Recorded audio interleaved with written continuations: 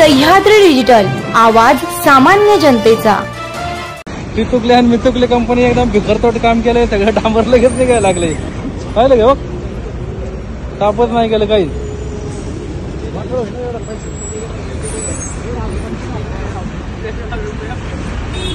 Engineer निकृष्ट दर्जाच्या कामांवर कृती समितीचा दिवस रात्र खडा पहारा। चाकणची वाहतूक कोंडी सोडवण्याचा युवकांचा प्रयत्न। वाहनांच्या वाढलेल्या मोठ्या संख्येने चाकण तळेगाव महामार्ग अपुरा पडत आहे। त्यात रस्त्यावर पडलेले खड्डे यामुळे वाहन चालवणे अक्षरशः जिकरीचे झाले आहे। अगदी पायी चालणाऱ्यांची रस्ता शिल्लक राहिला नाही इतकी वाईट अवस्था या मार्गाची झाली आहे।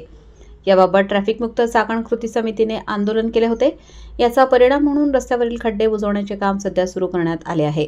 रात्रीच्या वेळी डीव्हीएम मटेरियलद्वारे पॅचवर्कचे काम सुरू होते।